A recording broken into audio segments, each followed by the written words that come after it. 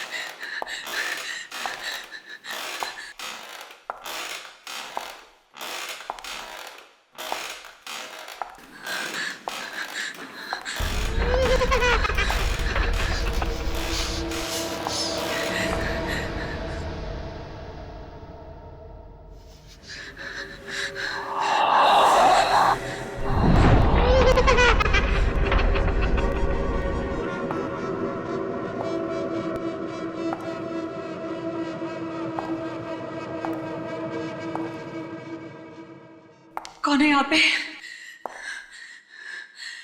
कौन है यहाँ पे?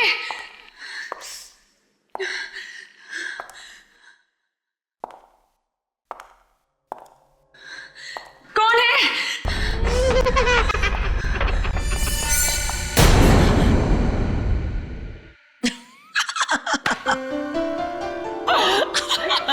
Come on guys. मुझे पता था तुम एक नंबर की डरपोक हो। ऐसा भी कोई मजाक करता है? तुमने तो मेरी जान ही निकाल दी। अरे कम ऑन यार, कुछ दिनों में हमारी फिल्म राज 3 रिलीज होने वाली है और हम लोग ऑडियंस को डराने वाले हैं और तुम खुद डर रही हो। लेकिन तुमने ये सब किया कैसे? हमारी टैलेंटेड आर्ट डायरेक्टर बिंदिया की मदद से। इसका मतलब मैं तुमसे जरूर लूंगी। ओके। मैम शॉट रेडी है। Okay, let's go.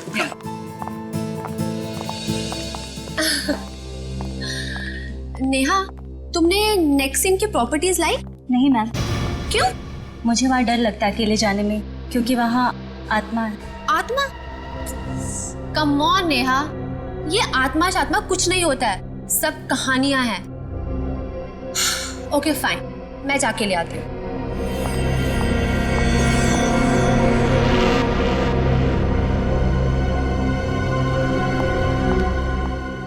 शॉट क्या है?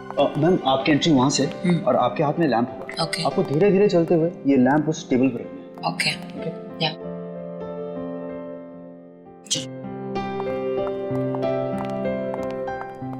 Role sound 34/1 take 1 action.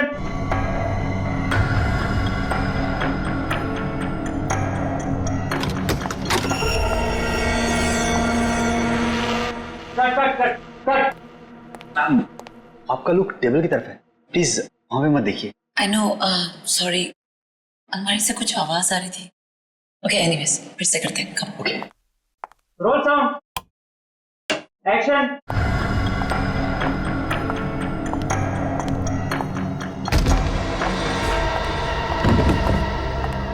बिंदिया, कट कट कट। समझ गई, तुम ईशा से मिलके मुझे डराने की कोशिश कर रही हो।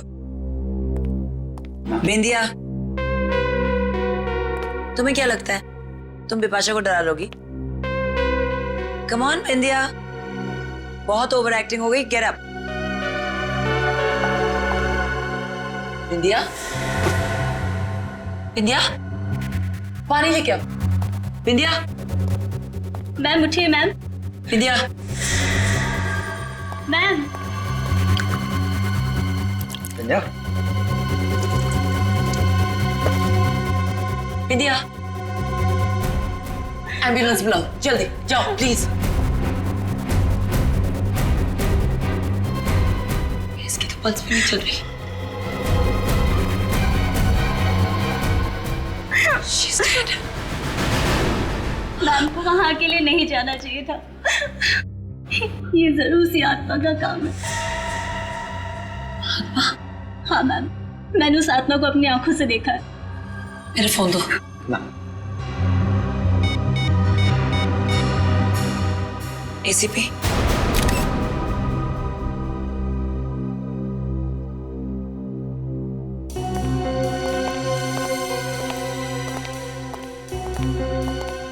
विपाशा जी, आप यहाँ पर राज 3 फिल्म की शूटिंग कर रही हैं।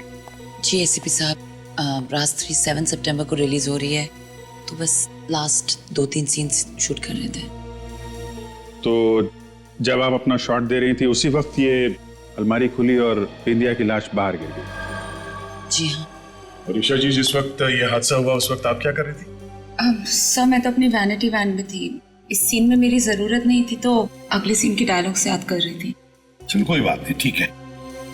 फिलहाल आप लोग जा सकते हैं, लेकिन अगर हमें जरूरत पड़े तो आपको फिर से तकलीफ देंगे। तकलीफ की कोई बात नहीं है, आप लोग तो सीआईडी वाले हैं, real life heroes. We happy to help. Thank you very much. Thank you.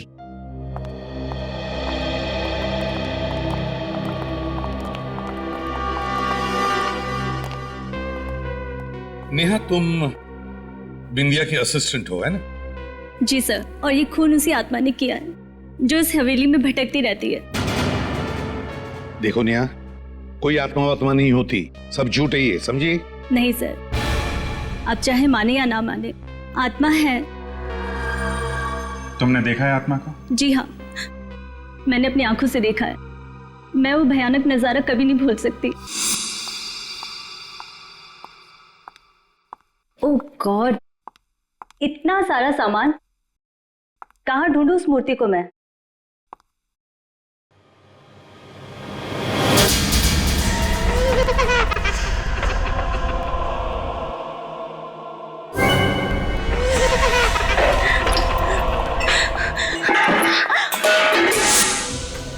मैंने बिंदिया मैम को बताया था, मगर उन्होंने मेरी बात पे यकीन नहीं किया।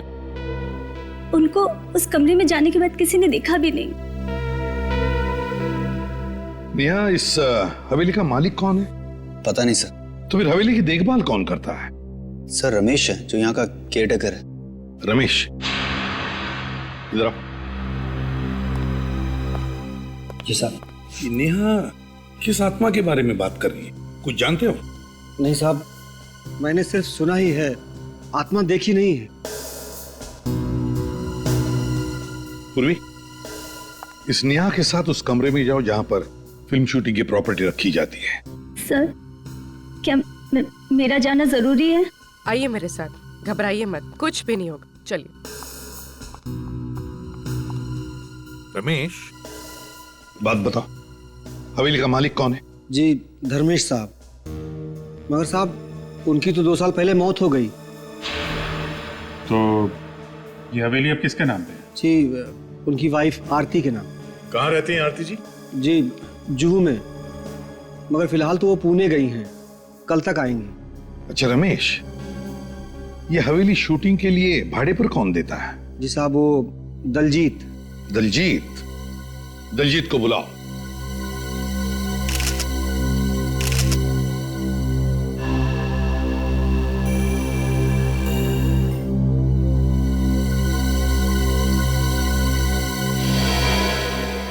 दया, इसकी आंखें देखिए। हाँ सर, जिस तरह से आंखें लाल हुई है, ऐसा लगता है कि इसकी मौत दम घुटने से हुई है। हाँ, और सर इसके सिर के पिछले हिस्से पे भी चोट लगी, स्वेलिंग है।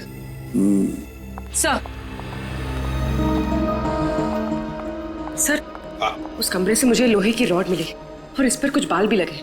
लगता है इसी रॉड से बिंदिया के सिर के पीछे वार किया गया है। नेहा, बात बताओ, क्या बिंदिया की किसी के साथ कोई दुश्मनी थी, कोई झगड़ा वगड़ा था? नहीं सर, बिंदिया मैम तो बहुत अच्छी थी, उनकी किसी से कोई दुश्मनी नहीं थी। तो फिर किसी ने इनका खून क्यों किया? कोई तो वजह होगी ना? सर, मैं आपसे कह रही हूँ ना, बिंदिया मैम का खून इसलिए हुआ है क्योंकि वो उस भूतिया कमरे में गई थी जहाँ वो क्या रट लगा रखी है? आत्मा आत्मा आत्मा, दूसरा कोई जवाब नहीं है तुम्हारे पास? तो नेहा जी, आप ये बताइए कि आत्मा ने बिंदिया की लाश को अलमारी में क्यों रखा? आत्मा को क्या जरूरत थी लाश को छुपाने की? सर, वो क्या? सर, मुझे तो लगता है किसी अंदर वाले का ही हाथ है इस खून में। इन सारे लोगों के सामने लाश को यहाँ अलमारी में लाके रख दिया, किसी ने देखा कैसे नहीं? वही तो, यानी तुमने कहा। सर,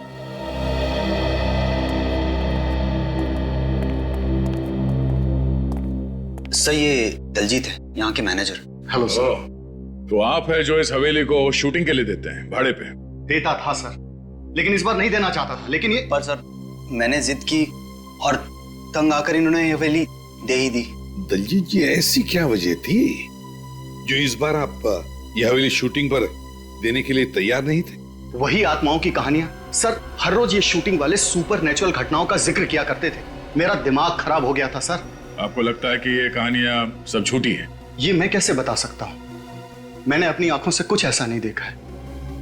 ठीक है सर, आज रात तुम लोग यहाँ पर ठहरो इसी हवेली में।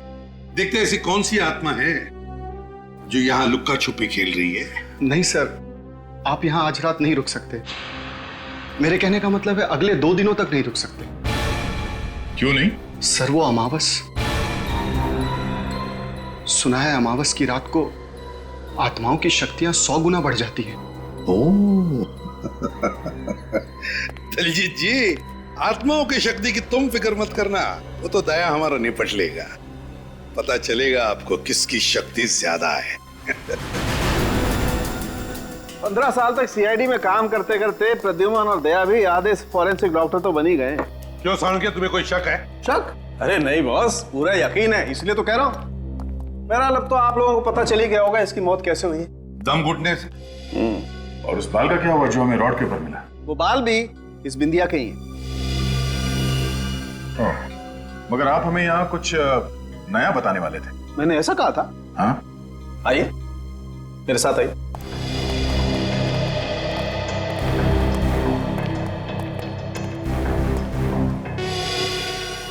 ये देखिए बॉस,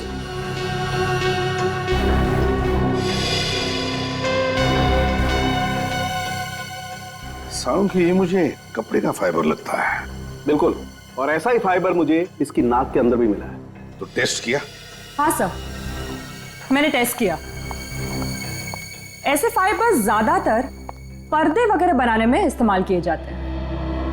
पर्दे से दम घोटने वाली आत्मा? आत्मा नहीं फ्रेडी, आत्मा ने खूनी। और ये खूनी जो भी है ना, वो कौन है ये आज रात को पता चल जाएगा।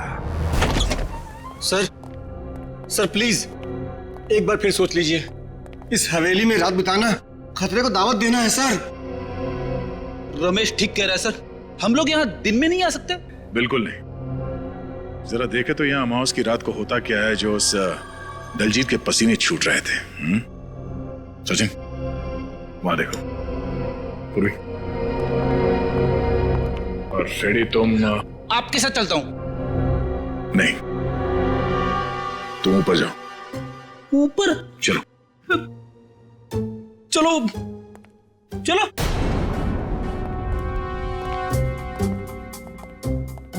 मैंने सुना है आत्माएं इंसानों को खा जाती है। ऐसी बात मत करो सर, ऐसी बात मत करो।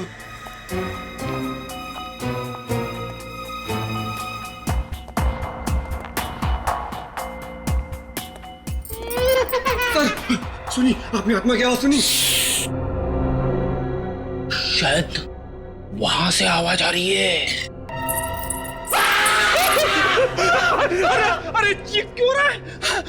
मुझे हार्ट अटैक आ जाता ना। सर वहां कोई है सर, वहां पे। अब भी देता हूं।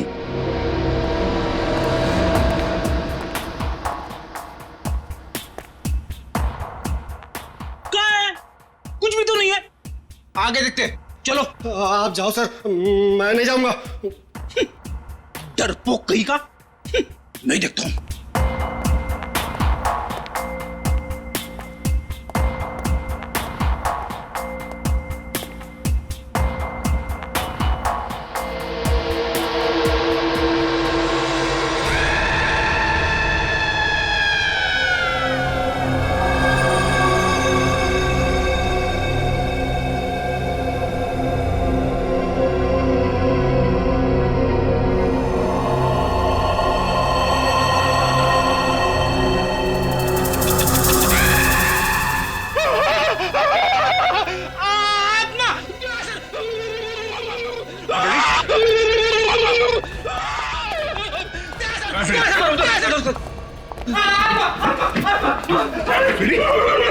क्या? आत्मा यहाँ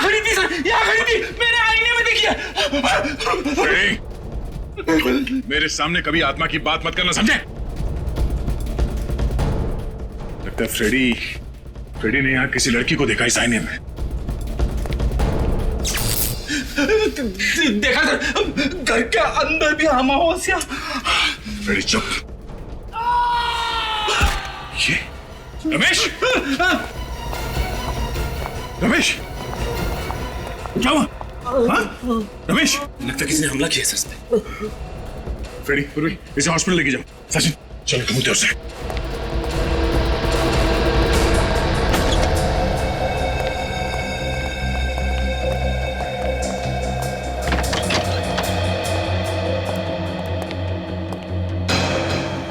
जरूर यहीं पे कोई छेड़खानी की गई है बिजली काटने के लिए।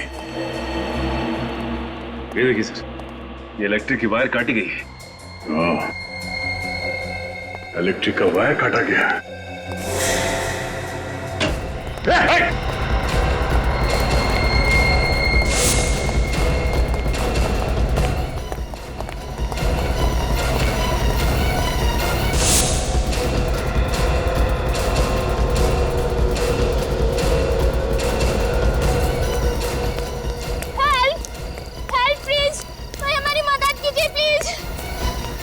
क्या वजह? सर किसी ने चाकू मार दिया इनको। चाकू मार दिया? किसने? सर एक आदमी इस तरफ से दौड़ते हुए आया और मेरे दोस्त को चाकू मार दिया और बाइक लेके भाग गया। किस तरफ गया वो? सर इस तरफ। ओह, एक मिनट। कुछ नहीं होगा। पहले हवेली की बिजली काट दी, फिर रमेश पे हमला। अब ये बच के जाएगा कहाँ? हेलो एम्बुलेंस, आप लोग अपनी आंखें खुली रखो। वो बाइक हवा में गायब तो नहीं हो सकती ना? हाँ, कहीं ना कहीं तो मिलेगी। हाँ, और जैसे ही कोई खबर मिले फौरन मुझे इन्फॉर्म करना। ओके।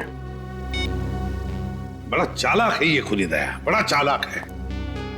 जैसे उसे पता चल गया कि उसका भांडा फूटने वाला है, उसने हवेली की बिजली ही काट दी।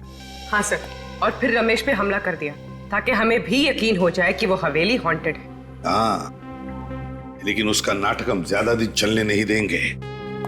उसके नाटक पर पर्दा गिराना ही पड़ेगा। मगर कैसे सर? बेटी, तुमने कभी नाटक देखा है? नाटक पर पर्दा गिराने का बटन स्टेज पर होता है, मगर पीछे की तरफ जो किसी को दिखाई नहीं पड़ता। मगर सर, वो तो स्टेज है और ये हवेली। इस हवेली में भी कोई ऐसा बटन है, कोई ऐसा राज, खुफिया राज जो हमें दिखाई नहीं पड़ रहा है। हाँ सर, कोई तो खुफिया रास्ता है जहां से बिंदिया की लाश उस अलमारी में रखी गई, वरना खूनी का सबके सामने लाश लेके आना इम्पॉसिबल है। हाँ दया, वो अलमारी जहां से हमें बिंदिया की लाश मिली, उस हवेली में जाकर फिर से वो अलमारी चेक करनी पड़ेगी। कोई ना कोई खुफिया रास्ता तो जरूर है इस कमरे में, जिसके जरिए वो लाश यहाँ पे लाई गई और इस अलमारी में रखी गई। चेक करो।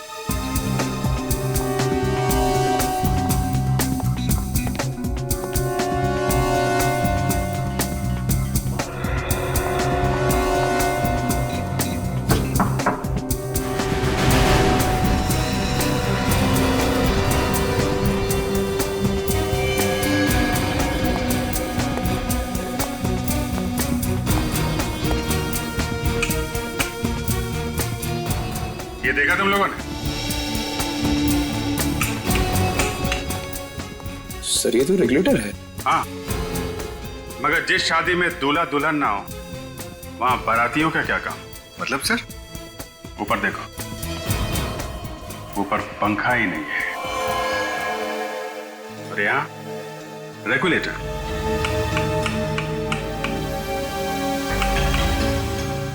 ठीक से चेक करो आसपास, कहीं कोई आवाज आ रही है, कोई रास्ता खुल रहा है कहीं पे, कोई दरवाजा, कुछ भी?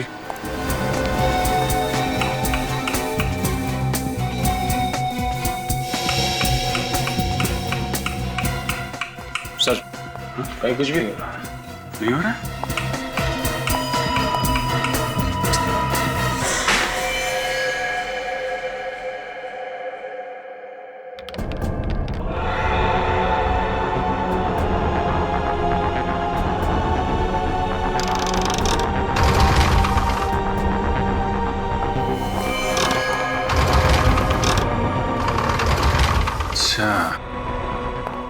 तो ये है वो जादुई सुरंग जो अभी तक हमें चकमा दे रही थी।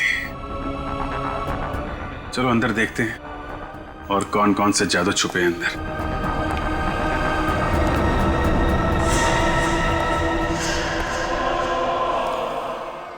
सर हाँ निखिल, ये देखिए सर, कुछ सीडीज और ये सीडी प्लेयर। सीडी प्लेयर लगा के देखो क्या है? तो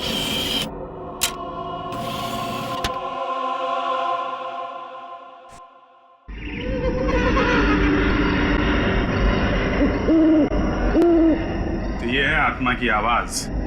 इसी आवाज से लोगों को डरा रहा था वो। एक जैसी दो पेंटिंग, एक असली और एक नकली। नकली पेंटिंग बनाई जा रही है यहाँ पे। सर ये देखिए, दो मूर्तियां बिल्कुल एक जैसी। तो ये चल रहा है यहाँ पे, ओरिजिनल मूर्तियां और पेंटिंग्स की नकल तैयार की जा रही है। सर सर ये देखिए सर, यहाँ जरूर किसी की हाथापाई हुई है। और ये कपड़ा शायद इसी कपड़े से बिंदिया का दम घोटा गया था।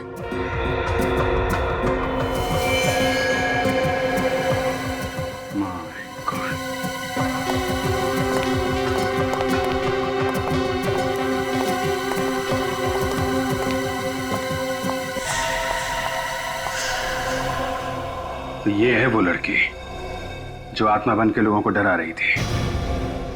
सर ये तो मर चुकी है। लेकिन सर इसका खून किसने किया होगा? सर कहीं इस सब के पीछे दलजीत का हाथ तो नहीं?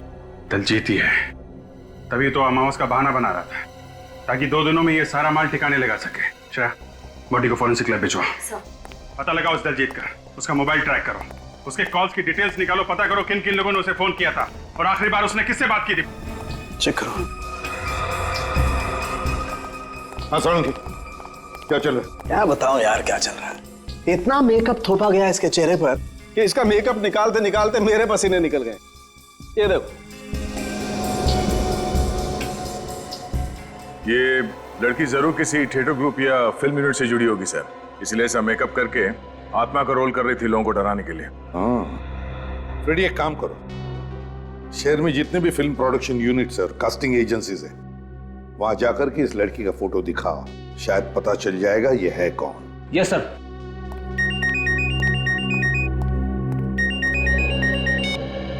हेलो,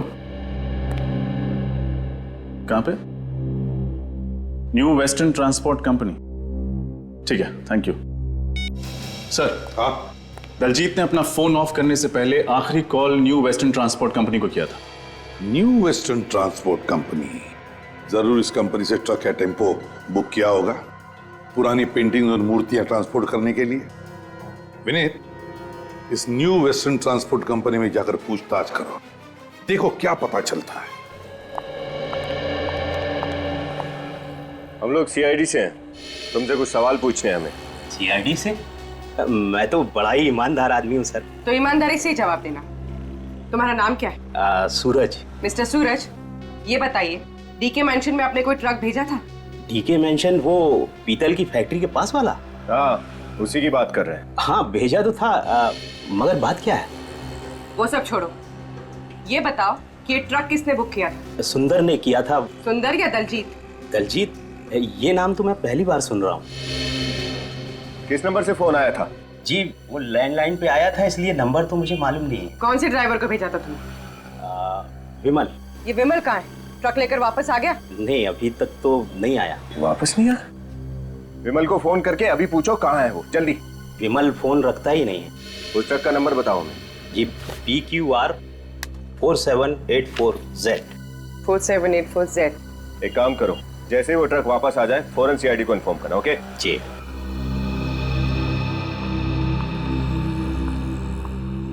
ये केस तो उलझता जा रहा है। मुझे तो लगता है उस दलजीत ने ही सुंदर के नकली नाम से फोन किया होगा।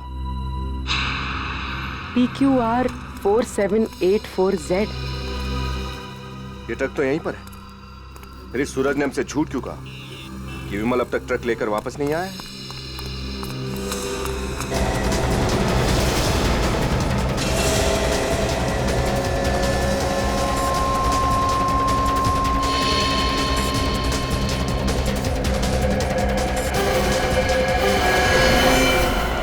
CID से झूठ बोल के तूने अच्छा नहीं किया।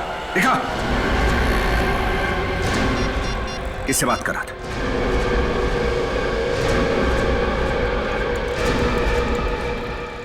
वो फोन उठा नहीं रहा। ये तो हम पता लगा ही लेंगे तू किससे बात कर रहा था। चल चल।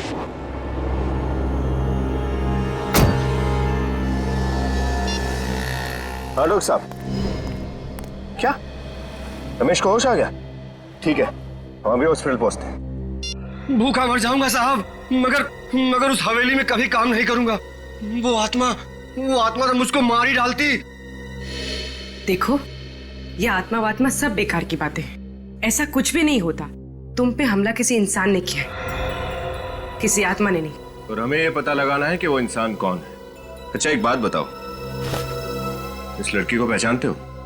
नहीं साहब। अच्छा ये बताओ कि उन फिल्म वालों के सिवाय और कोई भी था जो वहां अक्सर आता जाता हो?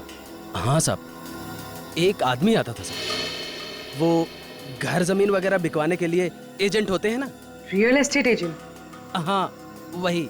ये आदमी अकेला आता था या कोई और भी आता था इसके साथ? एक लड़की के साथ आता था साहब, अलग अलग पार्टियों को घर दिखाने के लिए। मुझे लगा हवेली बेचने की बात चल रही है शायद। नाम क्या था इस ब्रोकर का? जी जयेश। जयेश। इसका कोई नंबर या एड्रेस है तुम्हारे पास? विनीत, उस न्यू वेस्टर्न ट्रांसपोर्ट कंपनी के मालिक ने क्या बताया तुम्हें? कुछ नहीं बताया सर। कुछ नहीं? उसे सच्चाई का पता ही नहीं है। दलजीत ने किसी और नाम से ट्रक बुक किया था।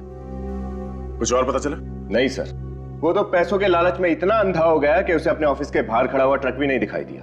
उसे यह भी नहीं मालूम कि उसके ट्रक में क्या सामान ले जाया गया था। उस ट्रक वाले से पता नहीं चला तो क्या हुआ, हवेली वाले से तो पता चलेगा, उस एस्टेट एजेंट जयेश से। सर, हाँ, उस आत्मा वाली लड़की का पता चल गया सर। इतनी जल्दी पता चल गया? अरे वाह, वेरी गुड फ्रेडी। बताओ क्या पता चला? सर, एक कास्टिंग एजेंसी में जाके उसकी फोटो दिखाई। कुछ लोगों ने तो मुझे रोल भी ऑफर कर दिया। मर गए। अच्छा हाँ, वो रोल के बारे में बाद में देखते हैं। पहले ये बताओ उस लड़की के बारे में क्या पता चला? सर, स्वीटी नाम की एक छोटी मोटी एक्ट्रेस थी, 1-2 सीन वाले रोल में काम करती थी। इससे पहले वो जूनियर आर्टिस्ट थी सर। स्वीटी, पता लगाना पड़ेगा इस स्वीटी को किसने कहा था आत्मा का रोल करने के लिए। सर। हाँ सही है जयेश, वही ब्रोकर जो हवेली बिकवाने के लिए ग्राहक लेकर आ रहा था। जयेश, तो बताओ जयेश। क्या बताऊं साहब, मैं तो परेशान हो गया हूं उस हवेली से। कस्टमर ला के थक गया हूं, पर हवेली बिकी ही नहीं रही। जयेश, तुम्हारे साथ एक लड़की भी आती थी ना हवेली दिखाने के लिए? कहीं आप मिताली की बात तो नहीं कर रहे साहब? हाँ शायद वही होगी। कौन है ये मिताली? हवेली के मालिक थे धर्मेश जी। 2 साल पहले उनकी मौत हो गई। मिताली उन्हीं की बेटी है। ये हवेली बिक क्यों नहीं रही है? उन अफवाहों की वजह से कि हवेली में आत्माओं का डेरा है। कौन फैला रहा है ये अफवाह? पता नहीं साहब। एक बार तो डील पक्की हो चुकी थी, एडवांस भी मिल गया था, मगर क्या? मगर वो दलजीत है ना, उसने बेवकूफी कर दी। पार्टी से जाकर कह दिया कि हवेली में वास्तु दोष है। मुझे तो इतना गुस्सा आया, मन किया कि उसकी गर्दन मरोड़ के रख दूं। दलजीत, जैसे मिताली कहाँ मिल सकती है हमें? अपने घर में साहब, अपनी माँ आरती के साथ। हेलो। हाँ, great, thank you sir. Mobile company वालों का फोन था। ट्रांसपोर्ट कंपनी वाले ने जब दलजीत को फोन किया तब वो LM जंक्शन के एरिया पे था। तब दलजीत एलएम जंक्शन पे था। LM junction. जी हम एलएम जंक्शन से तकरीबन 3 किलोमीटर की दूरी पर। क्या? Okay, thank you sir. उस ट्रांसपोर्ट कंपनी वाले ने दलजीत को इसी एरिया में फोन किया था। इस एरिया में तो आगे सिर्फ एक ही घर है, बाकी सब तो सुनसान है।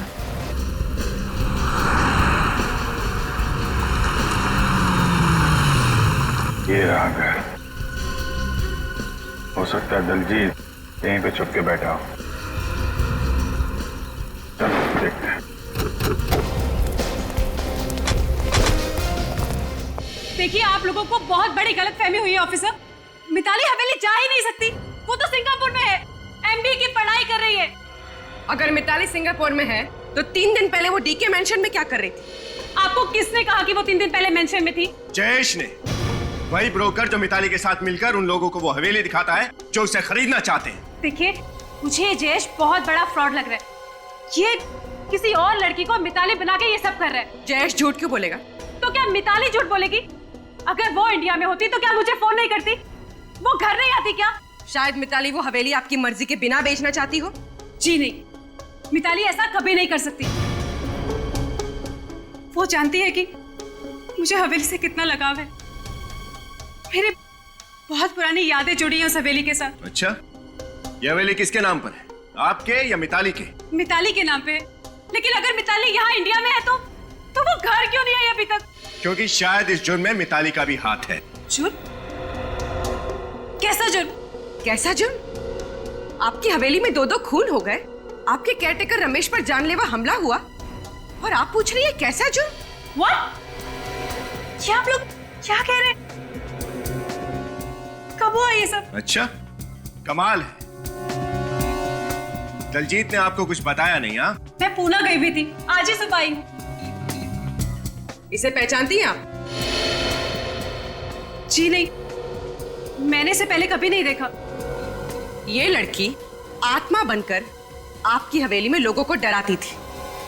हे भगवान, मुझे तो बहुत घबराहट हो रही है।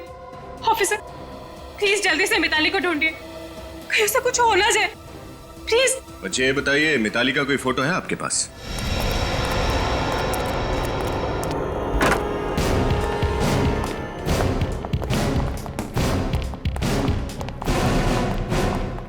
लगता है दलजीत 9 तो 11 हो गया।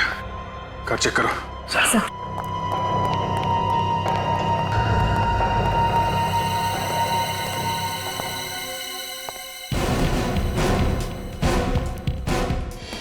ये बॉक्सेस?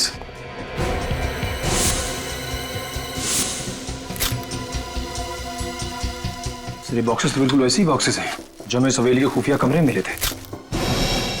इसका मतलब वहां से नकली पेंटिंग और नकली मूर्तियां यहाँ लाई जाती हैं। पहले असली चीजें चुरा के हवेली के खुफिया कमरे में लाई जाती है, वहां उनकी नकल तैयार की जाती है और नकल तैयार होने के बाद यहाँ से खरीदारों के पास। सर, अगर दलजीत ने सारी चीजें यहाँ पे छुपाई हैं तब तो यहाँ पे जरूर आएगा।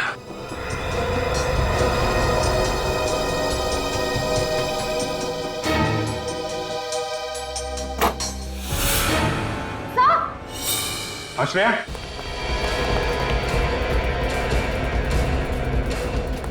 क्या हुआ? सर, मिताली। बाहर निकलो, बाहर निकलो।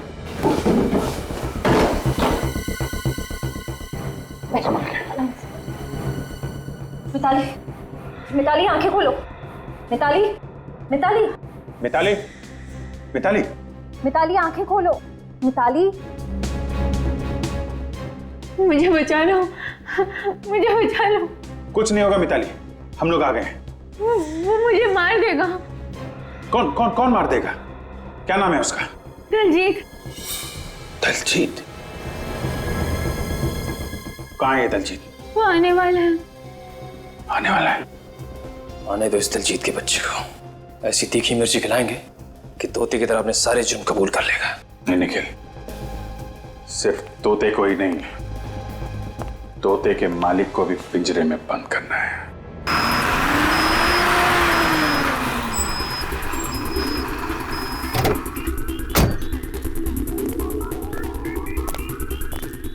चलो जल्दी आओ, जल्दी आओ मेरे साथ।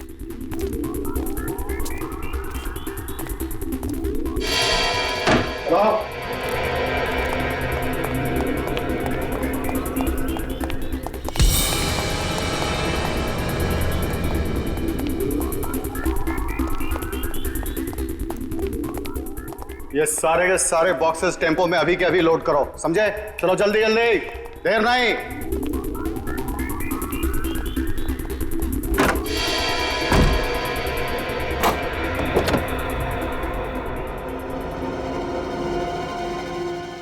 चल तुझे बाहर खुली हवा की सैर कराता हूँ। चल चल चल चल चल आजा चल चल आजा, सीधे तरीके से खड़ी हो जा, समझे?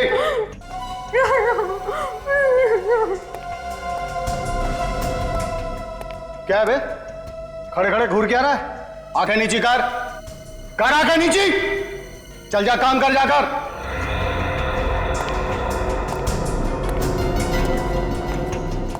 कहां चली गई? अरे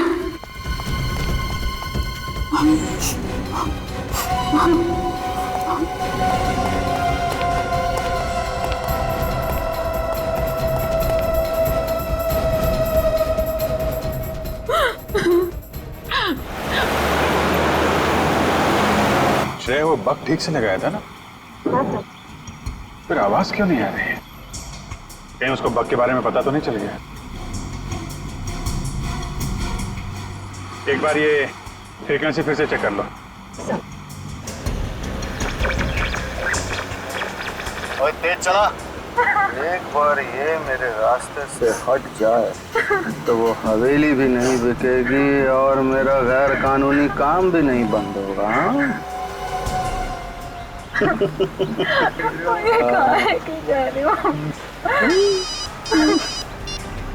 हेलो, हाँ जी, मैं मिताली को लेकर धर्म कांटा वाली पुरानी फैक्ट्री में पहुंच रहा हूँ जी, वहीं मिलते हैं। पुरानी धर्म कांटा वाली फैक्ट्री? तो वहां जा रहा है ये।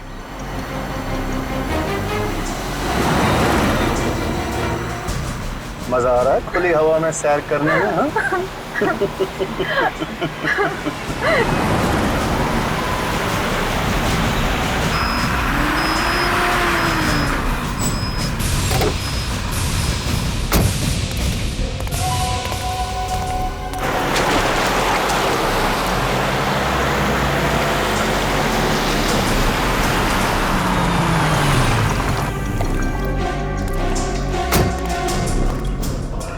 चल, मुझे कहाँ लेके जा रहे हो? चला जा चुपचाप।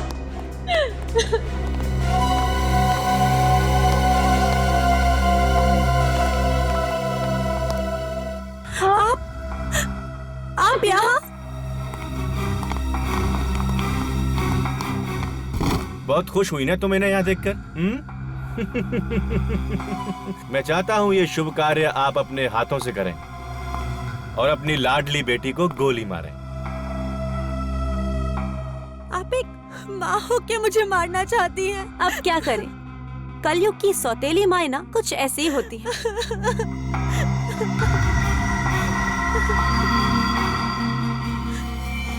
मुझे मत मारिए प्लीज, मुझे मत मारिए, मुझे मत मारिए प्लीज माँ।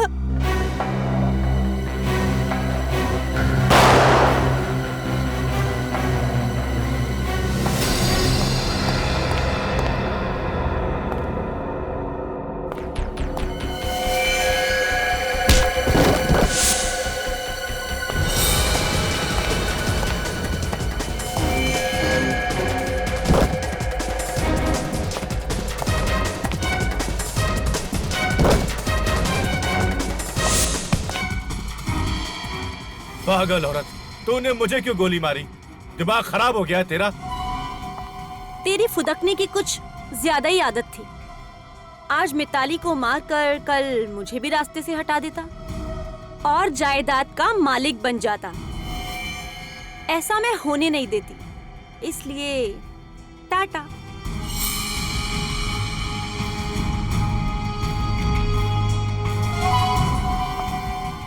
अब मरने की तुम्हारी बारी है। नहीं, मुझे मत मारो प्लीज, मुझे मत मारो, मुझे छोड़ दो प्लीज, मुझे मत मारो।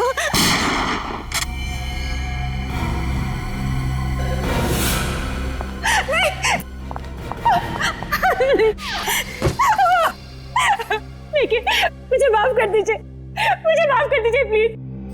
पैसे के लालच से मुझे अंधा कर दिया था। ऐसा भी क्या लालच जिसने तुम्हें इतना अंधा कर दिया कि माँ बेटी के रिश्ते की मर्यादा ही भूल गई? मैंने जो कुछ किया उसके लिए मैं बहुत शर्मिंदा हूँ। मैंने ये अफवाह फैलाई थी कि उस हवेली में आत्मा है, ताकि कोई भी उस हवेली के आसपास ना भटके और हम मूर्तियों का गैर कानूनी काम बिना किसी अड़चन के कर पाए। और जब मिताली ने हवेली बेचने की ठान ली तो तुमने दलजीत से कह के उसे किडनैप करवा लिया ताकि उसे भी रास्ते से हटा सको। हाँ, मैं हर उस इंसान को खत्म कर देना चाहती थी जो मेरे रास्ते का रोड़ा बनता। वो बिंदिया ने वो खुफिया रूम देख लिया था, इसलिए मैंने उसे मार दिया। और वो जूनियर आर्टिस्ट जो आत्मा बनके लोगों को डराती थी, मुझे ब्लैकमेल कर रही थी, इसलिए मैंने उसका भी काम तमाम कर दिया। सर, ये तो अपने गुनाहों की दास्तान ऐसे बता रही है जैसे इसे कोई बहुत बड़ा मेडल मिलने वाला हो। मेडल तो इसे मिलेगा ही, लेकिन वो सोने चांदी का लॉकेट नहीं होगा, फांसी का फंदा होगा। सजावट में सबसे अच्छे फूल लगाना। पूरी हवेली महकनी चाहिए, किसी भी चीज की कोई कमी नहीं होनी चाहिए। आखिर हमारी बेटी की शादी है। सरपंच जी आप चिंता ना करें। और हाँ, मेहमानों का खास ख्याल रखना। तुम जाओ बादाम का दूध और शरबत ले आओ। ठीक है। अरे वीना, क्या हुआ? तुम बहुत डरी हुई लग रही हो।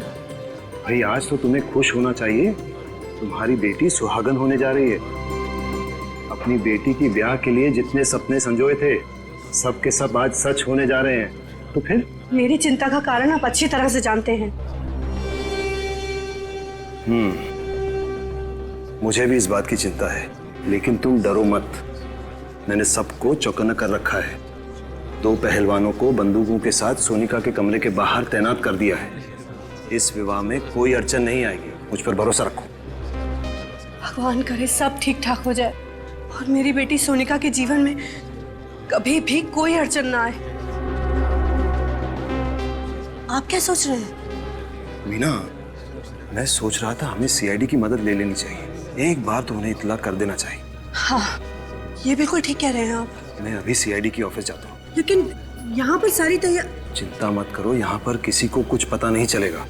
सब तैयारियां ठीक ठाक चल रही हैं। सुरक्षा का बंदोबस्त कड़ा है। तुम बस अपने आंख और कान खुले रखना और बाहर देखते रहना। जी ठीक है, मैं ध्यान रखूंगी, लेकिन आप मुहूर्त से पहले आ जाना, वरना। चिंता मत करो, मैं जल्द ही वापस आ जाऊँ। सब ठीक हो जाएगा।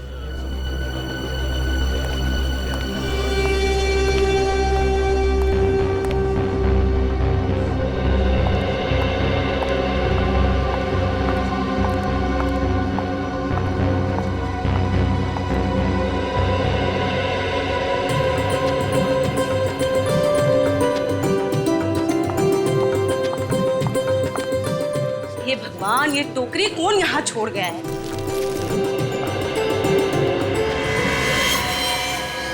क्या है?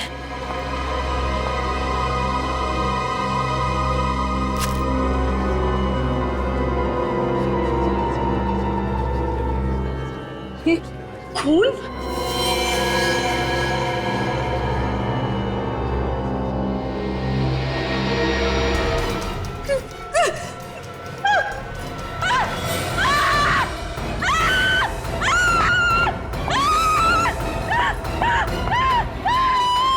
इतना चिल्ला क्यों रही हो?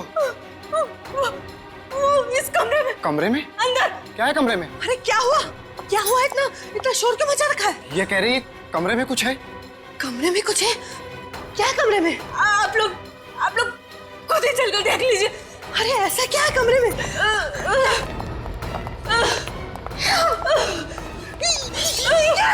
ये खून कैसा?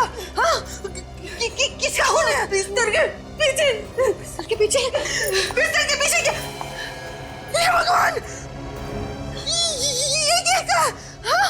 ये यहाँ कैसे है? क्या हुआ मालकिन? आप लोगों के होते हुए ये कैसे हो गया? हाँ? कैसे हो गया? मालकिन, हम तो अपनी जगह पर थे, हमें नहीं पता ये सब कैसे हुआ। एक मिनट। अगर आप लोग अपनी जगह छोड़कर आए तो फिर हे भगवान!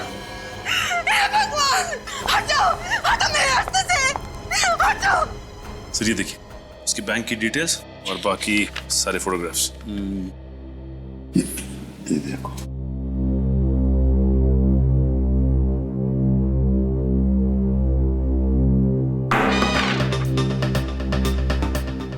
ये पेपर पढ़ने की जगह है। सॉरी। सॉरी क्या?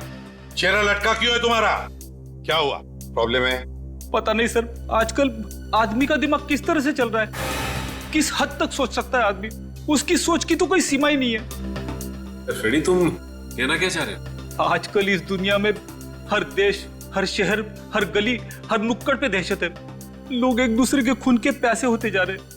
जातीयवाद के नाम पे दंगे फसाद हो रहे सर। पहले तो आम आदमी आतंकवाद और बम विस्फोट से डरता था, अब तो आम आदमी का सबसे बड़ा दुश्मन बनता जा रहा है सर। पता नहीं किसके दिमाग में कब क्या आ जाए, अचानक उसका दिमाग खराब हो जाता है और 1 मिनट में सैकड़ों लोगों को गोलियों से छलनी कर देता है सर।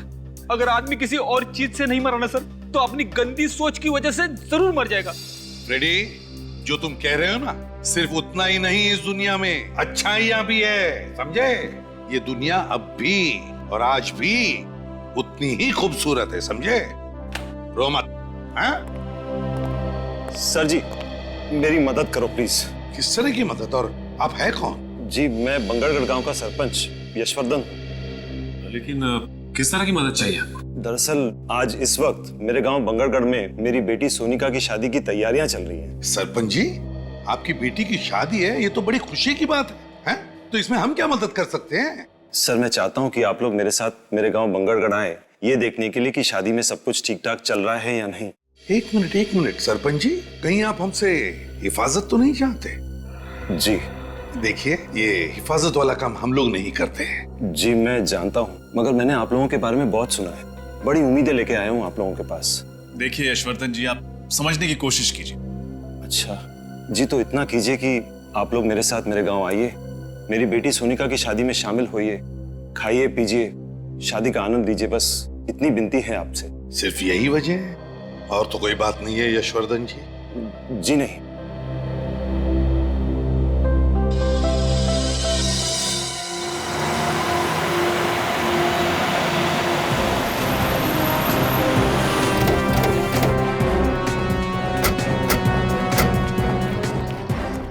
आइए, अंदर आइए। चलिए।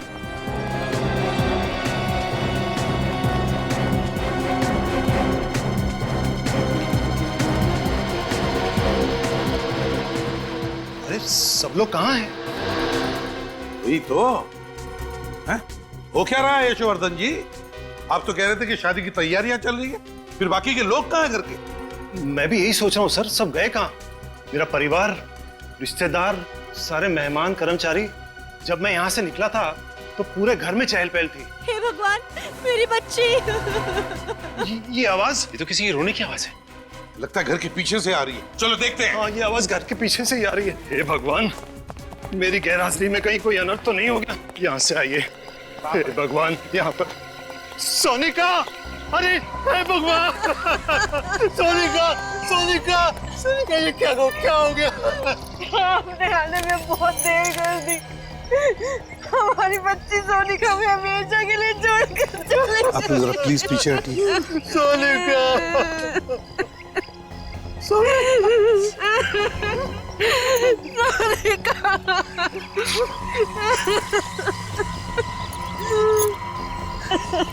हमारी बच्ची।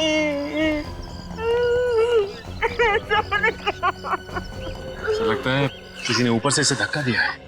वही तो, सिर के पीछे वार करने के बाद फिर ऊपर से नीचे क्यों फेंका?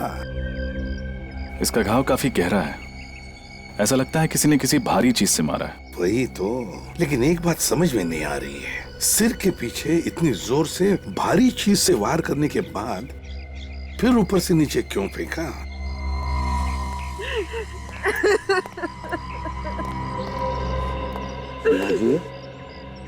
देखिए, मैं समझ सकता हूँ कि ये सही वक्त नहीं है आप लोगों के साथ कुछ बात करने का या सवाल पूछने का, मगर अगर हमें खोनी को पकड़ना है तो आपको थोड़ी सी हिम्मत रखनी पड़ेगी, हमारे सवालों का जवाब देना पड़ेगा।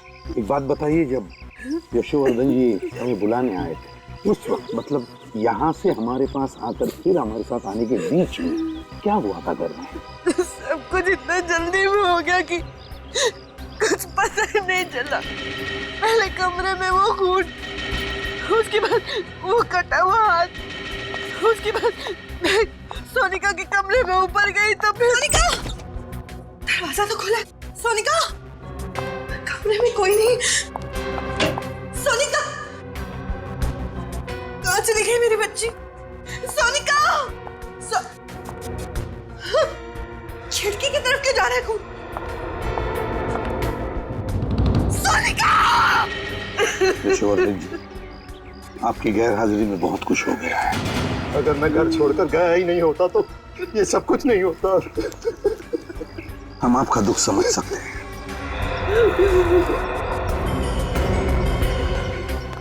तुम लोगों को अपनी जगह छोड़नी नहीं चाहिए थी।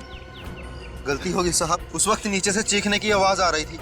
साहब उस समय समझ में नहीं आ रहा था कि हम क्या करें। हमें ऐसा लगा कि नीचे हमारी ज्यादा जरूरत है, इसलिए हम नीचे चले गए साहब।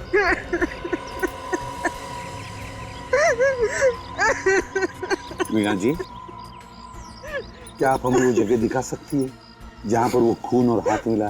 प्लीज। जी। इस तरफ से।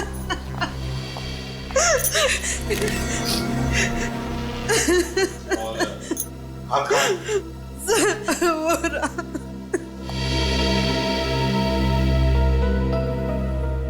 लगता है खूनी पीछे के दरवाजे से अंदर आया है। हाँ सच। अच्छा ये बताइए कि जब आप कमरे के अंदर आई तो क्या दरवाजा खुला हुआ था? हाँ साहब, खुला हुआ ही था। लेकिन उसे अंदर आते हुए किसी ने देखा कैसे? तो किसी ने तो देखा होगा। मैंने तुम लोगों को कितनी बार कहा था कि घर के सारे खिड़की दरवाजे हमेशा बंद रखो। यशोवर्धन जी प्लीज, आप जरा शांत हो जाइए और चलिए हमें सोनिका का कमरा दिखाइए। ये रहा कमरा।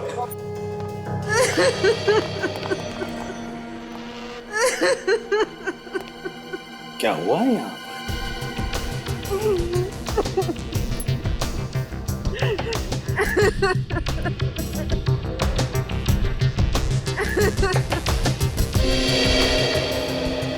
ये क्या है?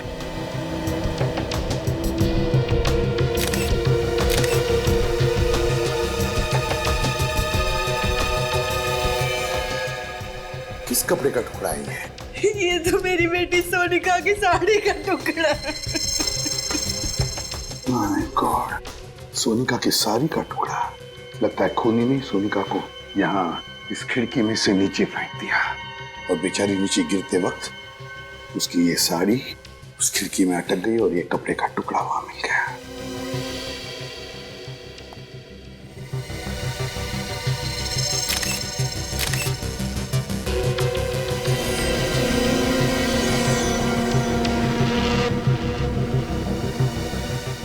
सर ये खून लगा हुआ आवाज उधर कबोर्ड के नीचे। खून लगा हुआ वाज। मीना जी, क्या ये वाज आपके घर का है? नहीं सर, ये हमारे घर का नहीं। नहीं जी नहीं। तो इसका मतलब है खूनी ये वाज बाहर से लेकर आया और फिर इसी वाज से सोनिका के सिर पर पीछे से वार कर दिया। हे भगवान, हम गांव वालों से क्या गलती हो गई? कैसा श्राप दे दिया तूने? हमारी बेटी को भी खा गया ये श्राप। एक मिनट यशोवर्धन जी, क्या कहा आपने? श्राप? कैसा श्राप? किस श्राप की बात कर रहे हैं आप यशोवर्धन जी? होता क्या है इस श्राप से, जरा बताइए। इस श्राप की वजह से जिस दिन हमारे गांव में किसी भी लड़की की शादी होती है उसी दिन उस लड़की की मौत हो जाती है। ऐसा होता है इस श्राप से? कब से सिलसिला चल रहा है इस श्राप का? ये कई सालों से। इस श्राप की वजह से हमारे गांव में किसी भी लड़की को शादीशुदा जिंदगी का सुख नसीब नहीं होता। हमारे गांव में हर पिता, हर भाई डर डर के जीता है। आप लोग सच में श्राप जैसी चीजों पर यकीन करते हैं? जी। ये बिल्कुल सही कह रहे हैं। हमारे गांव में इस तरह की वारदातें कई सालों से हो रही है। हाँ साहब, सरपंच जी बिल्कुल सही कह रहे हैं। हमने कई बार देखा है दुल्हनों को अपनी नजरों के सामने दम तोड़ते हुए। ये आप लोग किस तरह की बातें कर रहे हैं? आज के जमाने में इस तरह की बात कोई मानता है क्या? देखिए, आप लोगों की सोच आपकी जगह सही है और हमारी सोच हमारी जगह सही है। किसी भी सोच को सही या गलत करार नहीं दिया जा सकता। अच्छा चलो, मान लिया, लेकिन ये जो भी श्राप वाप है, इसकी वजह क्या है? क्या है वजह इसके पीछे? ये एक रहस्य है जिसके बारे में किसी भी गांव वाले को कुछ पता नहीं, कोई भी नहीं जानता, और फिर भी आप लोग विश्वास कर रहे हैं इस पर? यशोवर्धन जी, आपसे एक आखिरी सवाल पूछता हूं मैं। अगर आपका इतना विश्वास है इस श्राप पर, तो फिर आपने अपनी बेटी की शादी इसी गांव में क्यों की? कहीं और जगह जाकर करवा देते? बताइए। हम कभी नहीं करना चाहते थे, लेकिन सोनिका की जिद थी कि अगर उसकी डोली उठेगी तो इसी गांव से, इसी घर से उठेगी। उसकी जिद के आगे हमें झुकना पड़ा और हमने शादी की तैयारियां भी शुरू कर दी। हमने उसे बचाने की हर कोशिश की, लेकिन ये श्राप हमारी बच्ची को निकल गया। नहीं वीणा जी, देखिए, ये श्राप वाप कुछ नहीं होता, सब झूठ है ये। मेरी बात पर यकीन कीजिए, इसके पीछे कोई और है, कोई ऐसा शख्स जो सालों से आप में दहशत फैला रहा है इस श्राप के आड़, समझा? और हमें यही पता लगाना है कि है कौन ये, और हम पता लगा कर रहेंगे ही। एक बात बताइए, आपकी बेटी की शादी की तैयारियों की कोई वीडियो रिकॉर्डिंग वगैरह की है आपने? जी हाँ, है। तो ये वीडियो रिकॉर्डिंग हमें दीजिए। और सचिन, पता लगाओ इस गांव में ऐसी कितनी लड़कियां हैं, कितनी दुल्हनें जिनकी इस तरह की मौत हुई है, और उनके बारे में पूरी जानकारी निकालो। सर, मिल गया सचिन जानकारी, सीडी सब कुछ? हाँ सर, सीडी भी मिल गई है और शादी की जानकारी भी। वेरी गुड, लगाओ सीडी जल्दी। दया, कुछ तो जरूर पता चल जाएगा सारा चक्कर क्या है। सर, मुझे तो लगता है ये सारे खून उसी श्राप की वजह से हो रहे। चुप रहो फ्रेडी। फ्रेडी, आइंदा अगर श्राप शब्द तुम्हारे मुंह से निकला ना, तो समझ लेना कि तुम्हारी हमेशा के लिए ट्रांसफर इस बांगड़गढ़ में हो। नहीं सर, ऐसा मत करना सर। चुप, आइंदा ये शब्द तुम्हारे मुंह से निकलना नहीं चाहिए। कौन सा? श्राप। हाँ,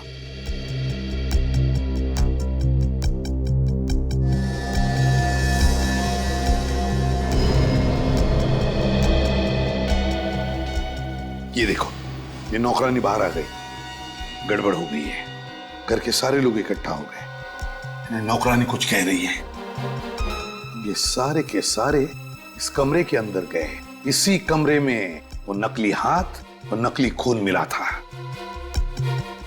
दोनों पहलवान भी आ गए, चौकीदार ये भी अंदर गए। इसका मतलब है घर के सारे लोग इस कमरे के अंदर हैं। ये कौन है? ये लाल साड़ी वाली औरत? अरे, तो ऊपर जा रही है। सर, यहाँ पे भगदड़ मच गई, बाकी के सारे लोग इस कमरे में गए। ये ऊपर की तरफ जा रही है। ऊपर तो सोनिका का कमरा है सर। हाँ, ऊपर तो सोनिका का कमरा है।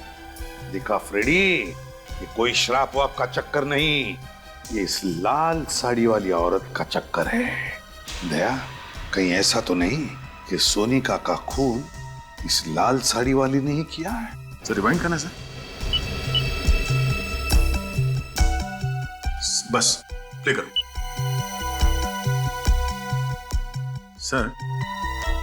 जरा इस औरत की चाल को जरा गौर से देखना, कुछ तो गड़बड़ है सर। हाँ दया, चाल तो मर्दाना लगती है। सर, कहीं ऐसा तो नहीं कि कोई आदमी ये साड़ी पहन के अंदर जा रहा है? हो सकता है, और इसी आदमी ने सोनिका का खून किया है। सर, अगर इसी आदमी ने उन बाकी दुल्हनों को मारा है, तो हो सकता है उनकी शादी पर भी ये गया लड़की बन के। बिल्कुल सचिन, सारी जानकारी है ना इसमें? हाँ सर, लेकिन सर शादी की डेकोरेशन करने वाले तो सारे लोग अलग थे, यहाँ तक कि केटरर भी अलग, और तो और शादी में जो मेहमान आए थे वो भी अलग है। एक शादी में जो आया वो दूसरी में नहीं है। अच्छा, पांचों शादियों में सारे के सारे लोग अलग अलग थे, यहाँ तक के मेहमान भी। लेकिन ये क्या, इन पांचों शादियों में एक आदमी कॉमन है। कौन सर? पंडित जी, दया, जगनलाल पंडित। लेकिन सर, सोनिका की मौत तो शादी की रस्में शुरू होने से पहले ही हो गई थी। उस वक्त पंडित जगनलाल तो पहुंचा भी नहीं होगा सर। अगर आने वाले तो थे पंडित जगनलाल, तो कहीं ऐसा तो नहीं कि सोनिका का खून इस पंडित जगनलाल ने ही किया, लाल साड़ी पहनकर हो सकता सर, या तो वो खुद खूनी है या फिर खूनी के साथ मिला हुआ है। इस पंडित जगनलाल को मिलना ही पड़ेगा।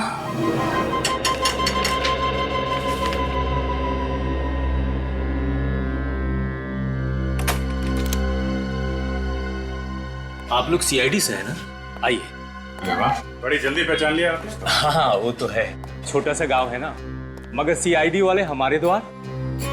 कहिए क्या समस्या है? सब कुछ कुशल मंगल तो है ना?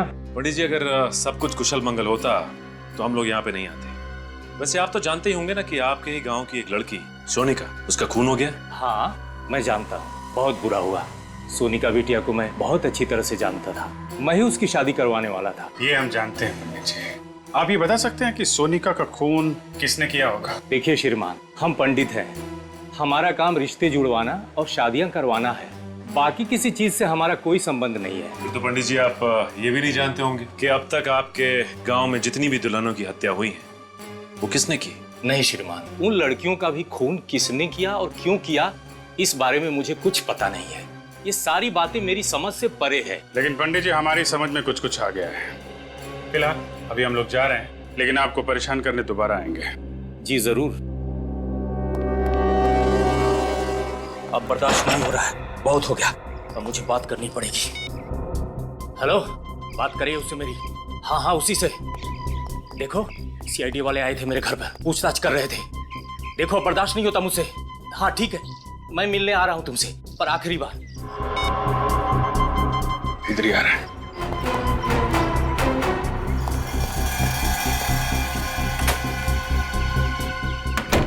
हे प्रभु, रक्षा करना मेरी, ये किस धर्म संकट में डाल दिया।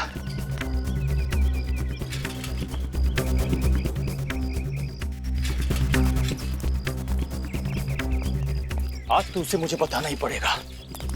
एक पंडित के घर में सीआईडी, और इस सालों की कमाई इज्जत खाक में मिल जाएगी। समझ जा पंडित, मैं तो उससे मिलना ही नहीं चाहता हूँ। आज दूध का दूध, पानी का पानी हो ही जाएगा। आज उससे मैं कह ही दूंगा कि तुम्हारे पाप के किसी भी भागीदार बनने वाला नहीं हूं मैं।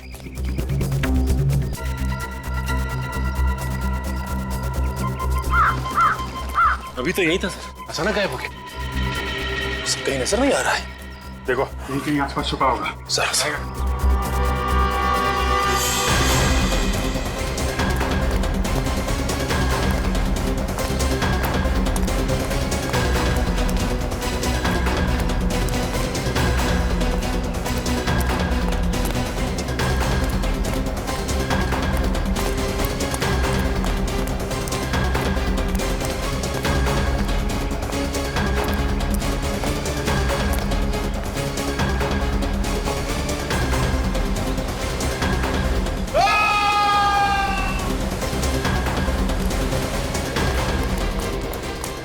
कहीं जगनलाल की आवाज तो नहीं थी? सर आवाज यही कहीं से आई। इस तरफ। अरे यहाँ तो भीड़ जमा है। जगनलाल के साथ? एक्सक्यूज मी, प्लीज हटिए, प्लीज हटिए हटिए हटिए। मैं देखिए। हे भगवान, इस शापित गांव के एक लौते पंडित को भी आपने उठा लिया, अब क्या होगा हमारा? खूनी ने चाकू फेंक के मारा होगा और भाग गया। अजीब सी बात है सर, एक गांव के पंडित को कोई क्यों मारना चाहेगा? अजीब बात तो इस गांव की हर एक चीज है, एक के बाद एक खून होते जा रहे हैं। पर खूनी इतनी जल्दी जगनलाल को मार के कहां भाग गया? लेकिन आसपास चेक करो जरा। हटिए हटिए। सर कहीं ऐसा तो नहीं कि जगनलाल जिस आदमी से फोन पे आखिरी बार बात कर रहा था उसी ने इसे बुलाया यहाँ पे और मार दिया? जगनलाल को उसके इरादे पे शक नहीं हुआ होगा कि वो उसका खून करने वाला है। हाँ सर, इसने सीआईडी के आने की खबर दी होगी और उस आदमी ने इसका हमेशा के लिए मुंह बंद कर दिया। इसका मतलब सिर्फ हम ही नहीं, वो खूनी भी इन गलियों में भाग रहा था इस जगनलाल के पीछे। मौका पाते ही उसने चाकू मारा और भाग गया। हाँ सर, ये जो कोई भी है काफी चालाक आदमी है। सर हाँ सर, आसपास कुछ भी नहीं मिला। अच्छा, इसका थैला चेक कर लेना।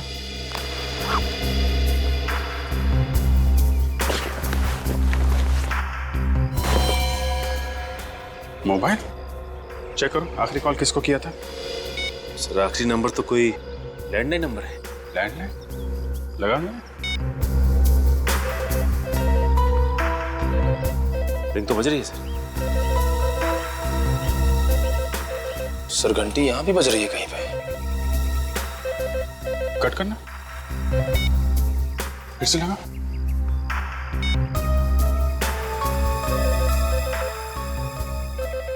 बंटी की आवाज तो यहीं से आ रही है। इसका मतलब ये नंबर यहीं आसपास का है। चलो देखते हैं। निकल, बॉडी को फॉरेंसिक लैब भिजवा दो। सर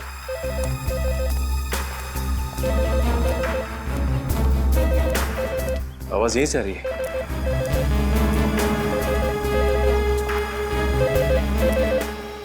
अरे यहाँ बच रही है। तो इस पीसीओ पे पंडित जगनलाल ने फोन किया था, लेकिन किसके लिए? दुकान वाला जानता होगा सर। दुकान वाला कहीं नजर नहीं आ रहा। दुकान खुली छोड़कर कहाँ जा सकते हैं? सचिन, गांव में ऐसा ही होता है, लोग एक दूसरे पे भरोसा करते हैं। हाँ सर, लेकिन अब पता कैसे लगेगा कि जगनलाल ने किसके लिए फोन किया था यहाँ पे? जी साहब, कुछ ये साहब। तुम इस दुकान के मालिक हो? हाँ साहब। ये दुकान छोड़ के कहाँ चले गए थे? साहब वो घर पे गया था साहब। घर पे गए थे। यहाँ बगल में पंडित जगनलाल का खून हो गया और तुम घर पे क्या कर रहे थे? क्या साहब, पंडित जी का खून हो गया साहब? कितनी देर हुई दुकान छोड़ के गए? साहब 5 मिनट पहले गया था साहब मैं। 5 मिनट पहले? हाँ साहब। अच्छा ये बताओ कि 8-10 मिनट पहले यहाँ पे किसी का फोन आया था क्या? हाँ साहब, थोड़ी देर पहले पंडित जी का फोन आया था मनीष बाबू के लिए साहब। मनीष बाबू? कौन है ये मनीष बाबू? साहब वो जो घर दिख रहा साहब, साहब वहीं पे रहता साहब वो। अच्छा मनीष, ये मनीष बाबू का फोन अक्सर यहाँ पे आता रहता है क्या? हाँ साहब, उन्होंने बोल के रखा साहब कि जब भी उनका फोन आया तो उनको बोल देना, तो बोल देता था साहब ने। कि उनके पास खुद का फोन या मोबाइल नहीं है क्या? नहीं साहब, जहाँ तक मैंने देखा है उनके पास खुद का मोबाइल फोन नहीं है साहब। जब भी फोन करना होता साहब वो मेरे पास ही आते साहब। अभी होंगे मनीष बाबू घर पे? हाँ साहब, ज्यादातर वो घर पे रहते साहब। क्या दिखाओ घर की जगह। चलिए साहब। साहब यही है मनीष बाबू का घर साहब। यहाँ पे तो ताला लगा हुआ है। जगनलाल का खून करके फरार हो गया। ये आदमी हाथ कैसे लगेगा सर? एक काम करते हैं, घर की तलाशी लेते हैं। खोलो ताला।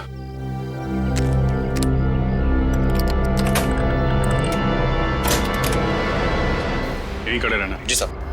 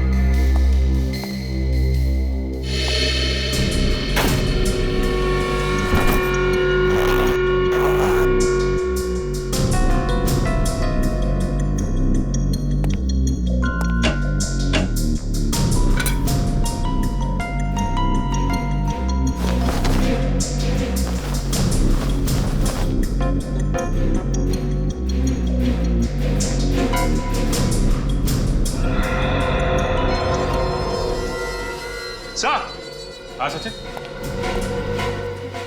सो ये देखिए, ये साड़ी। ये साड़ी? ये तो वही साड़ी है ना जो सोनिका के कातिल ने पहनी थी। हाँ सर, और हमने फुटेज में ये भी देखा था कि एक आदमी इस साड़ी को पहन के सोनिका के कमरे में घुस रहा था। इसका मतलब मनीष ने सोनिका का खून किया है। उसने पंडित जगनलाल का भी खून किया है। कहीं ऐसा तो नहीं कि इस गांव में जितनी दुल्हनों की हत्याएं हुई हैं, इन सब के पीछे ये मनीष ही है। एक काम करो, देखो और कुछ मिलता है क्या।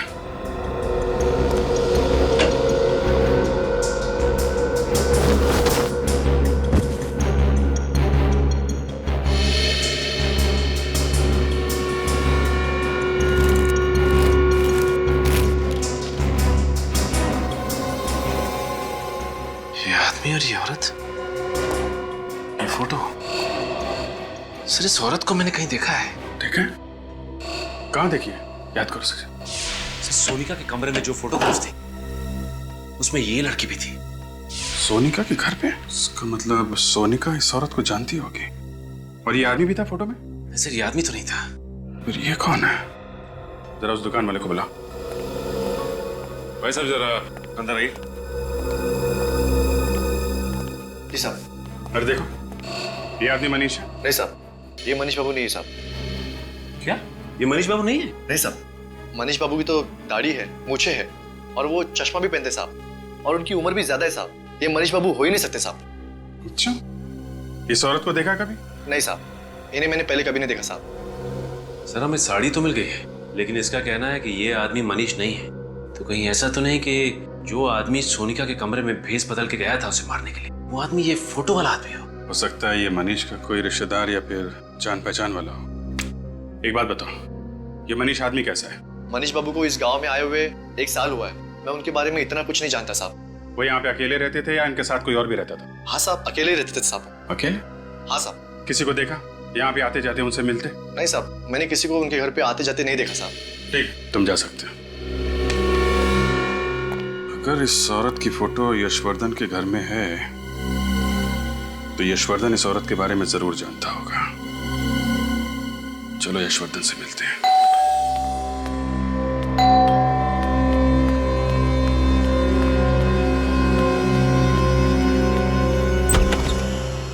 आप लोग आइए,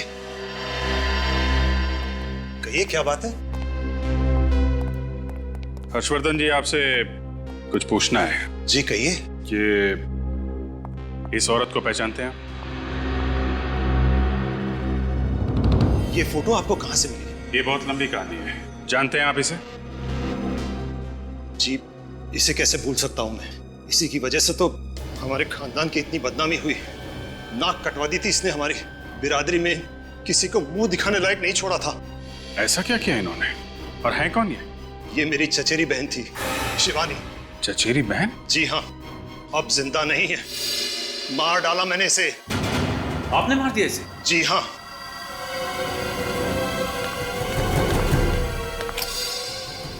इसी बंदूक से मारा था मैंने उसे 15 साल पहले। क्यों? क्यों मारा आपने? शिवानी को धीरज से प्यार हो गया था और धीरज हमारी बिरादरी का नहीं था। और धीरज ये है? जी हाँ, यही है धीरज। इसी को लेकर आई थी यहाँ, मुंह काला करके, लाल टीका लगवाने, हमारा आशीर्वाद लेने। बाबा, ये धीरज है। इससे शादी करके मैं अपनी पूरी जिंदगी इसके साथ बिताना चाहती हूँ। शिवानी, इसे जीवन बिताना नहीं, जीवन बर्बाद करना कहते हैं। ये क्या कह रहे हैं आप? बेशरम, तू हमारे खानदान का नाम बर्बाद करना चाहती है? बाबा, आप कैसे सोच सकते हैं कि मैं ऐसा कोई कदम उठा सकती हूँ? बाबा, धीरज बहुत अच्छा लड़का है, आपको भी बहुत पसंद आएगा। बाबा, मैं तेरी हिम्मत कैसी हुई ऐसी बात करने की?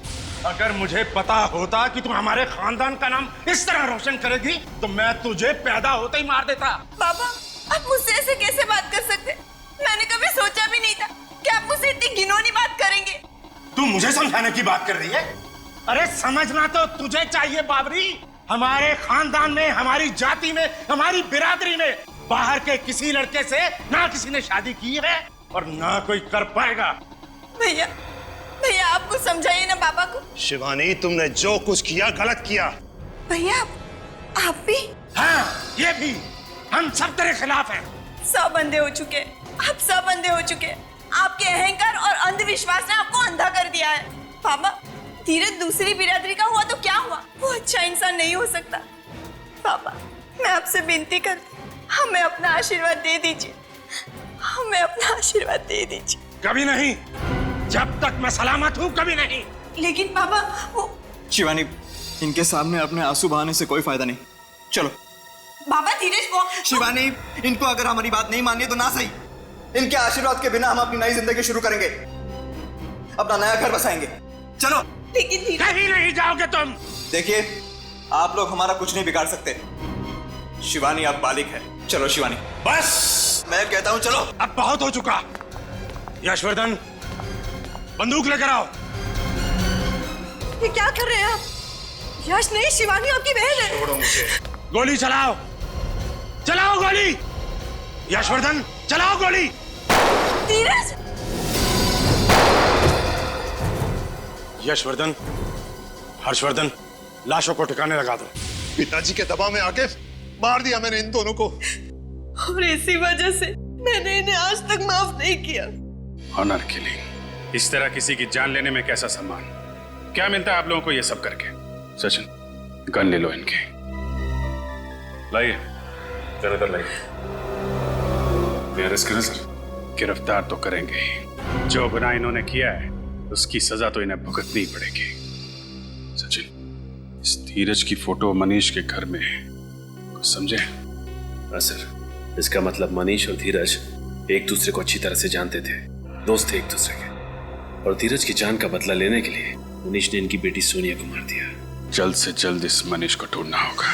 दया, ये धीरज मरा है और मनीष जिंदा है, और मरे हुए धीरज की फोटो मनीष के घर में हमें मिली। ये कैसे? कुछ ना कुछ तो चक्कर है दया, कुछ ना कुछ तो गड़बड़ है। कैसी गड़बड़ सर? क्या फोटो में जो दिख रहा है ना उसे नहीं देखते, जो फोटो में नहीं दिख रहा है उसे ढूंढने की कोशिश करते हैं, उसे ढूंढने की कोशिश करते हैं। क्या मतलब सर? मतलब अभी पता चल जाएगा रजत, अभी पता चल जाएगा। फ्रेडी, स्केच आर्टिस्ट को लेकर आओ, और सचिन बांगड़गढ़ के पीसीओ वाले को लेकर आओ, उस पीसीओ वाले को जिसके पीसीओ पर मनीष को फोन आया करते थे।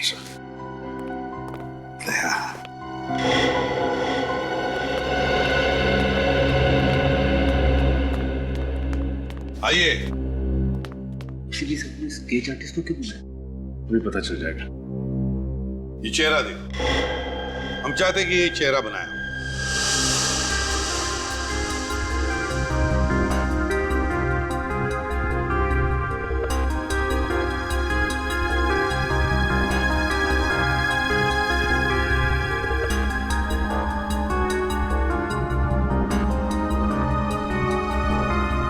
वाह, बढ़िया है। एक काम करो, अब इस चेहरे पर मोटी सी मूछें और दाढ़ी भी बनाओ। हैं? एक मिनट मत बनाइए, ये चेहरा ऐसे ही रहने दीजिए। इस दूसरे पेपर पर बिल्कुल ऐसा ही चेहरा बनाओ, ऐसा ही चेहरा, लेकिन थोड़ा उम्र में ज्यादा, एक 10-12 साल, और फिर उस चेहरे पर मूछें दाढ़ियां लगाओ। जी। हाँ। और हाँ, चश्मा भी चाहिए उसे, मोटा सा। ठीक है, काले फ्रेम वाला।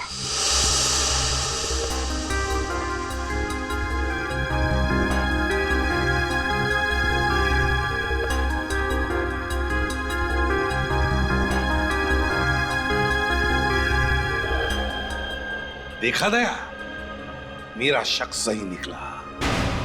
ये मनीष ही धीरज है? हाँ साहब, यही मनीष बाबू साहब। एक सेकंड। ये आदमी तो उस दिन भीड़ में था जब हमने सोनिका की लाश देखी थी। इसका मतलब है आज का मनीष मरा हुआ धीरज है। मगर सर, धीरज को तो गोली लगी थी, फिर वो बच कैसे गए? इसका मतलब धीरज कभी मरा ही नहीं और मनीष बाबू बनकर सबकी आंखों में धूल झोंकता रहा। एग्जैक्टली। हमें किसी तरह से इस मनीष को पकड़ना होगा। मनीष उर्फ धीरज को ढूंढेंगे कैसे सर? ढूंढेंगे फ्रेडी, ढूंढेंगे। फिर से बांगड़गढ़ गांव में शादी होगी, दुल्हन सजेगी, और ये बाराती भी आएगा।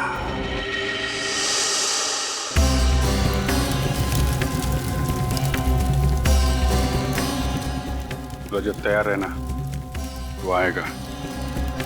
दुल्हन को मारने जरूर आएगा। दुल्हन को हम आज तक नहीं आने देंगे सर। आप फिक्र मत कीजिए, उसके आगमन के लिए हम पूरी तरह तैयार हैं।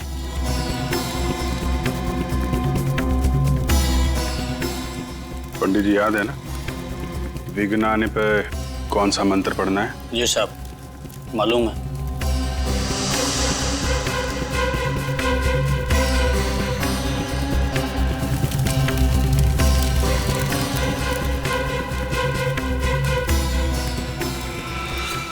अरे, ये बिजली को क्या हुआ? खूनी आ चुका है। रजत, तैयार रहना।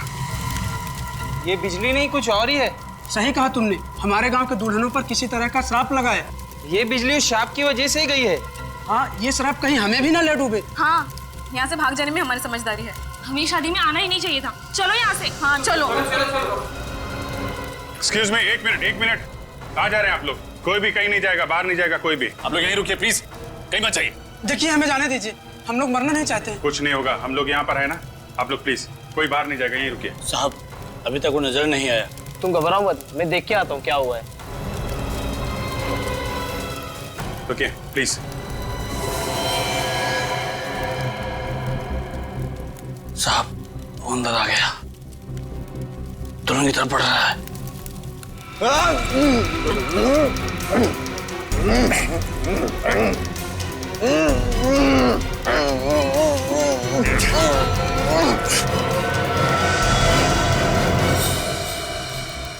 अरे, तुम दुल्हन नहीं हो?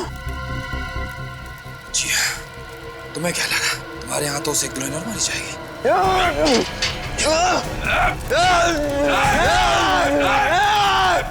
आगे मत आना, जला दूंगा, जला दूंगा, जला दूंगा, सबको जला दूंगा, जला दूंगा, जला दूंगा, मैं जला दूंगा, मैं जला दूंगा, जला दूंगा, मैं जला दूंगा। मशाल लेके कहाँ भाग रहा है? ओलंपिक खत्म हो गया, रुक जा। मैं जला, कहाँ जा रहा है? जला, मैं हाँ अपने आप को जला दूंगा, जला दूंगा, जला दूंगा। अपने आप को जला लेगा? मैं अपने आप को जला सकता हूँ। मनीष और धीरज, जिसने गांव की इतनी मासूम दुल्हनों को मौत के घाट उतारा है, सोनिका का और पंडित जगनलाल का खून क्या ऐसा अपराधी, क्या लगता है रजत अपने आप को जला पाएगा? नहीं सर, इसकी शक्ल देख के तो नहीं लगता। क्या बात कर रहे हो? आप लोगों को मेरी बातों पर यकीन नहीं आ रहा है? मैं खुद को जला सकता हूँ। अच्छा ठीक है, जला ले। देखो निकल गई सारी हवा। मैं अपने आप को पूरी तरह से जला दूंगा, सर से पांव तक जला दूंगा। नहीं सर, मुझे नहीं लगता ये अपने आप को जला सकता। देखिए माथे पे तो पसीना आ चुका है। और इसके पैर भी कांप रहे हैं। जलाऊं? जलाऊं? जलाऊं तुझे? जलाऊं?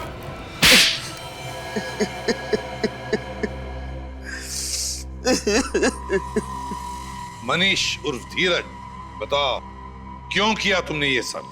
इसका जवाब तो मैं पिछले 15 सालों से ढूंढ रहा हूँ। एक भाई अपनी बहन को कैसे मार सकता है? एक बाप अपनी बेटी की खुशियों का गला कैसे घोट सकता है? क्यों दो प्यार करने वालों को लोग जीने नहीं देते? मैं अपनी शिवानी के साथ आशीर्वाद लेने उसके घर गया था और मिला क्या? धीरज, धीरज! तुम बच कैसे गए? जिसको राम राखे उसको कौन चाखे। एक गांव वाले ने यशवर्धन और हर्षवर्धन को मुझे और शिवानी की लाश को ठिकाने लगाते हुए देख लिया था जंगल में।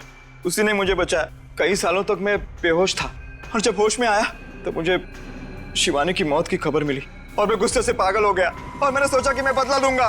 बदला लेने के लिए तुमने पांगड़गढ़ गांव की सारी दुल्हनों को मार दिया। हाँ। और इसी वजह से गांव वालों के मन में श्राप का डर और भी गहरा होता गया। हाँ, आप लोगों की वजह से मुझे बहुत परेशानी हुई, लेकिन मकसद तो पूरा करना ही था।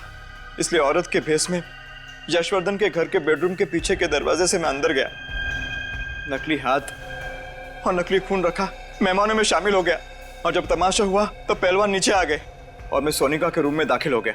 अपने साथ लाए हुए फ्लावर वास से मैंने उसके सिर पर मारा और उसे खिड़की के बाहर फेंक दिया। और जगनलाल पंडित, उसको भी तो तुमने ही मारा। क्या बिगाड़ा था उसने तुम्हारा? वो आप लोगों को सब कुछ सच सच बताने वाला था, इसलिए उसे भी मारना पड़ा। तो कहीं ऐसा तो नहीं कि इस जगनलाल पंडित ने ही तुम्हें 15 साल पहले बचाया था? हाँ, उसी ने मुझे बचाया था। भगवान ने तुम्हें दूसरी जिंदगी दी, एक नया मौका दिया जीने का, और तुमने क्या किया? अपना बदला पूरा करने के लिए गांव की मासूम लड़कियों की जानें ली। उनकी शादी के दिन अब तो भगवान भी तुम्हें माफ नहीं करेगा, तुम्हें तो फांसी होकर ही रहेगी।